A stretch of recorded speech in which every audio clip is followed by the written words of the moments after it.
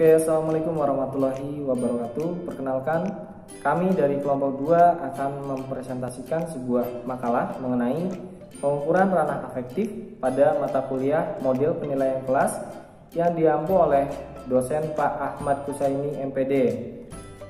Saya Fauji Agusta, kemudian bersama Linawati dan Yuantifa Emi Mayuni. Kita akan membahas mengenai pengukuran ranah afektif.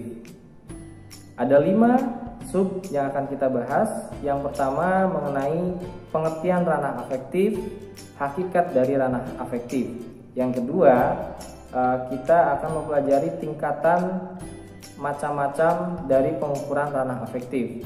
Yang ketiga, contoh dari setiap tingkatan tersebut. Yang keempat, kata kerja operasional. Dan yang terakhir, cara mengukur ranah afektif secara langsung maupun secara tidak langsung.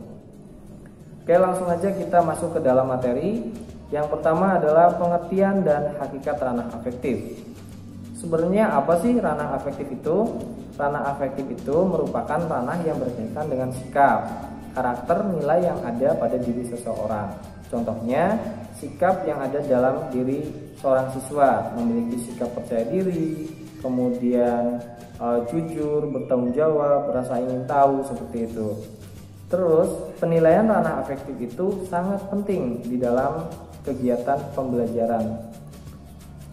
Menurut Popam nih, tahun 1995, beliau mengungkapkan bahwa ranah afektif sangat menentukan keberhasilan pada seseorang karena memiliki dampak yang positif bagi seorang tersebut.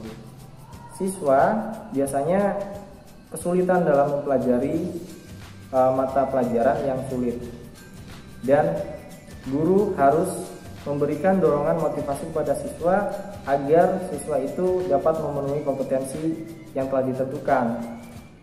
Mungkin itu mengenai pengertian dan hakikat ranah afektif yang akan dijelaskan lebih lanjut oleh teman saya. Oke teman-teman, next ya ke materi selanjutnya, yaitu tentang tingkatan pada ranah afektif. Nah, di sini saya Linawati akan menyampaikan materi terkait dengan tingkatan ranah afektif. Seperti yang telah disampaikan oleh pemateri pertama tadi, ranah afektif ini merupakan bagian dari tingkah laku manusia yang berhubungan dengan sikap kita, emosi, serta perasaan kita. Ranah afektif ini bisa kita lihat dari segi minat, emosi, dan juga sikap, serta konsep diri kita. Sikap di sini berhubungan dengan perasaan positif atau negatifnya kita terhadap suatu objek. Kemudian, konsep diri itu berhubungan dengan pernyataan tentang kemampuan kita pada suatu mata pelajaran. Nah, sekarang untuk tingkatannya, belum membagi ranah afektif itu menjadi 5 tingkatan. Yang pertama, yaitu receiving atau penerimaan. Dalam tingkatan ini merupakan tingkatan yang paling rendah. Kemudian, yang dimaksud dengan penerimaan di sini yaitu semacam kepekaan dalam menerima rangsangan atau stimulasi dari luar yang datang terhadap peserta didik. Misalnya, kita sebagai mahasiswa atau murid hanya menerima, jadi mengikuti saja apa yang diperintahkan oleh guru atau pendidik tersebut pada saat pembelajaran dan kemudian kita mematuhinya. Kemudian yang kedua yaitu responding atau menanggapi. Menanggapi di sini bisa dikatakan suatu sikap kita yang menunjukkan adanya partisipasi untuk nimbrung dalam suatu kegiatan atau kejadian tertentu. Nah, pada tahap ini akan ada respon dari diri kita, setuju atau tidaknya kita, atau bahkan menolak terhadap apa yang disampaikan oleh guru. Jadi, pada tahap ini kita bisa menanggapi apa yang disampaikan atau yang diperintahkan oleh guru tersebut. Kemudian, untuk tingkatan yang ketiga, valuing atau penilaian. Jadi, teman-teman itu setelah menerima dan menanggapi, teman-teman akan menilai. Artinya apa? Ketika teman-teman itu melakukan suatu aktivitas, akan ada respon dari diri teman-teman. Ketika guru sedang mengejar kita, itu pasti ada respon untuk menanggapinya. Kita itu pasti ada respon untuk menanggapinya. Nah, menilai di sini kita akan gunakan penilaian. Misalnya, kita memilih A karena A itu begini, terus begini, dan begini. Dan memilih B karena alasan tertentu juga.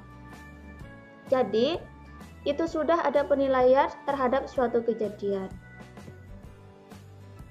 Kemudian untuk tingkatan yang keempat, yaitu organization atau mengelola.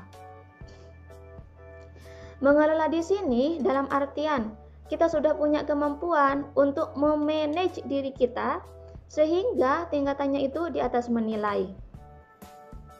Kalau menilai tadi kan hanya mengatakan saya memilih A karena A ini mungkin baik, kemudian saya tidak memilih B karena ini mungkin tidak terlalu baik, begitu. Nah, kalau dalam mengelola di sini kita sudah punya kemampuan untuk memanage, mengelola kegiatan dan sebagainya. Misalnya, pada saat diskusi kita menunjukkan kemampuan kita sehingga kita bisa memanage atau mengelola teman-teman kita yang mengikuti diskusi tersebut. Nah, dengan kemampuan yang kita miliki, kita bisa mengelola mau dibentuk seperti apa diskusi yang kita tampilkan tersebut.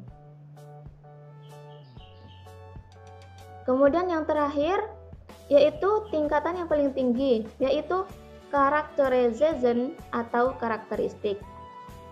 Dalam tingkatan ini berkaitan dengan keterpaduan semua sistem nilai yang telah dimiliki seseorang yang mampu mempengaruhi pola kepribadian dan tingkah laku orang tersebut.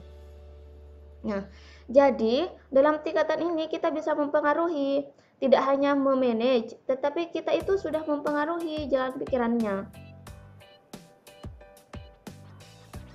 Kalau diskusi ya misalnya, pada saat itu kita sudah mempengaruhi teman-teman yang mengikuti diskusi tersebut.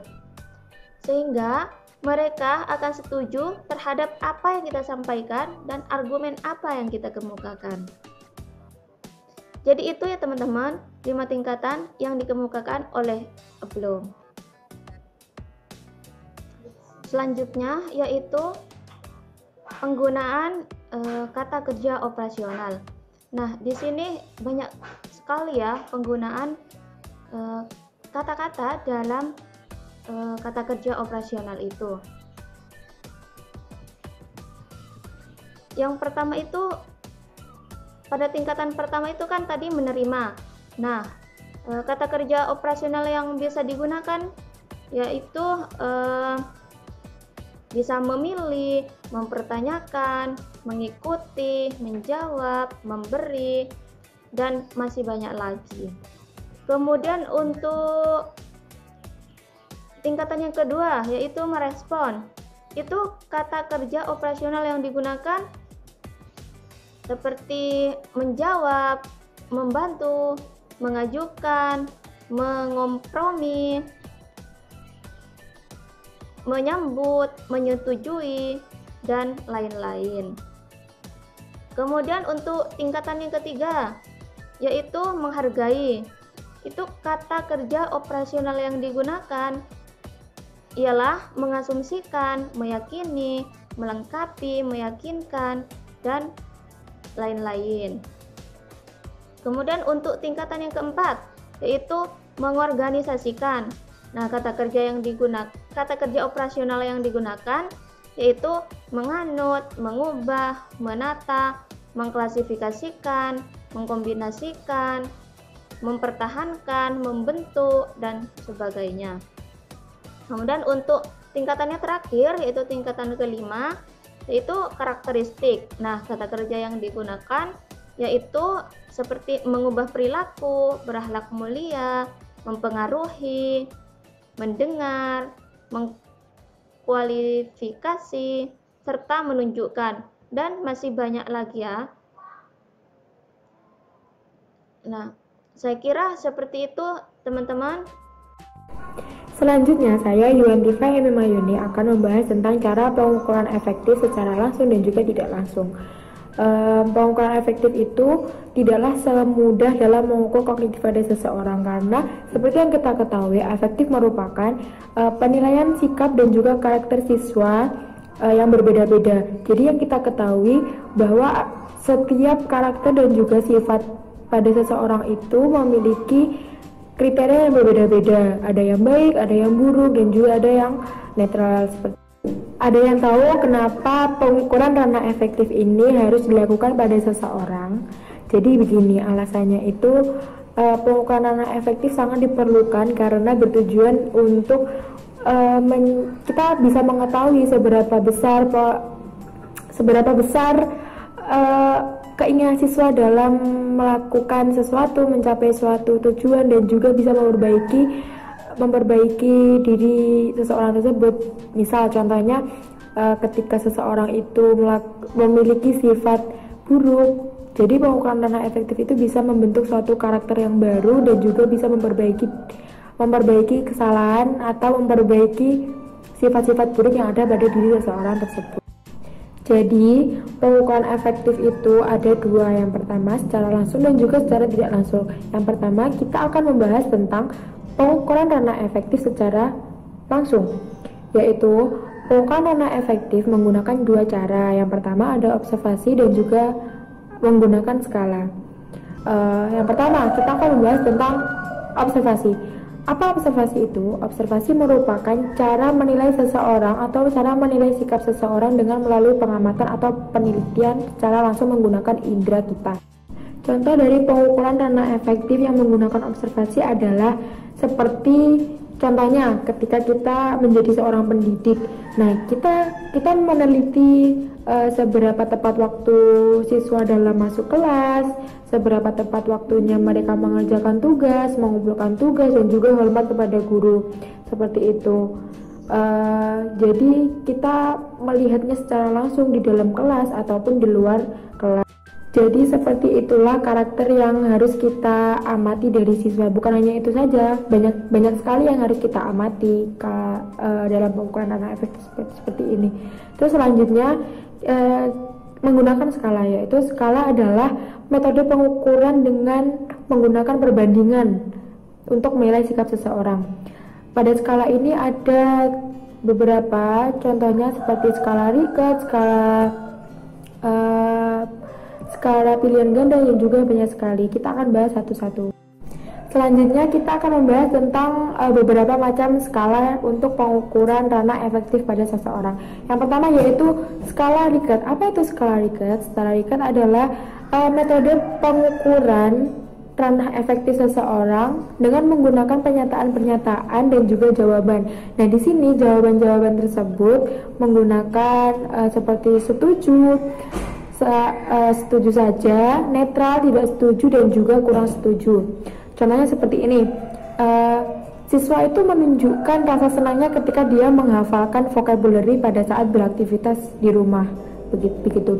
Jadi pernyataan yang digunakan adalah seperti ini: saya menerapkan vocab dalam melakukan aktivitas sehari-hari di rumah. Jadi jawaban tersebut nanti ada pilihan A, B, C, D, dan juga E, yang isinya adalah jawaban-jawaban tentang setuju sampai dengan kurang setuju.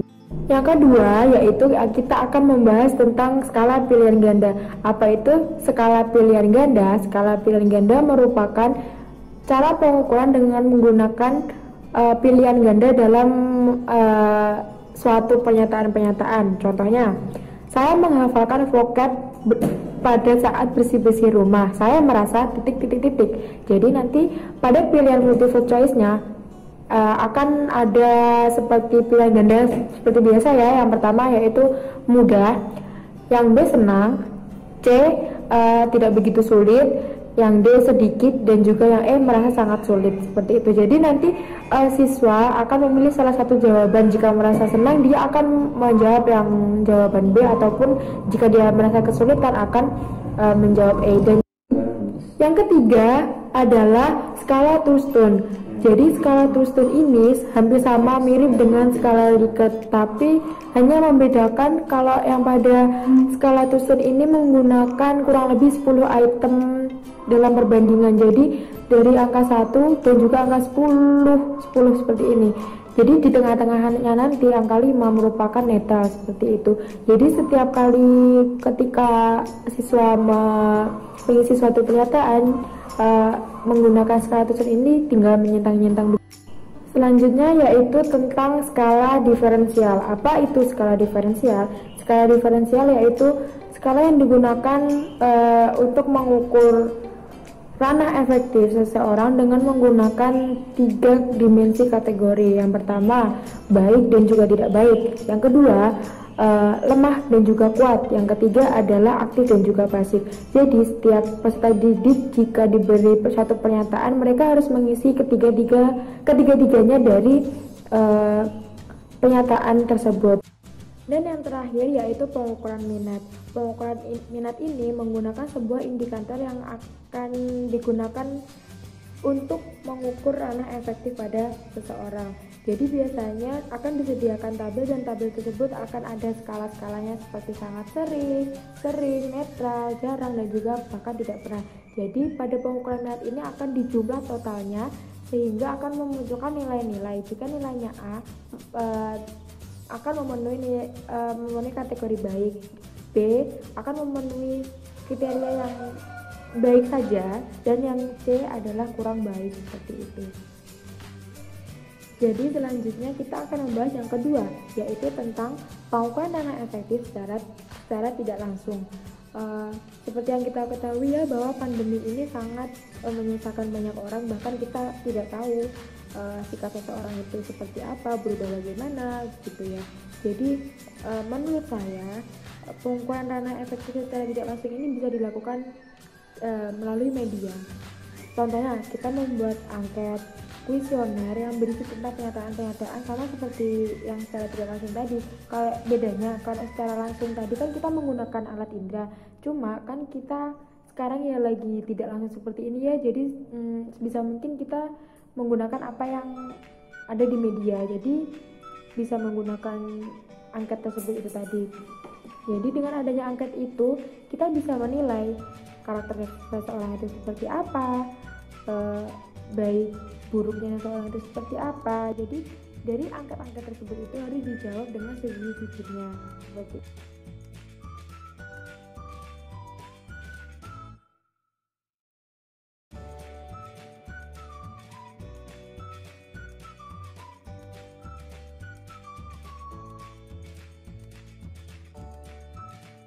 Bukan hanya menggunakan angket saja, tetapi juga bisa menggunakan Google Form atau juga media yang lainnya. Mungkin cukup sekian presentasi dari saya dan juga teman-teman saya. Terima kasih telah memperhatikan dan juga menyimak video saya. Semoga bermanfaat. Wassalamualaikum warahmatullahi wabarakatuh.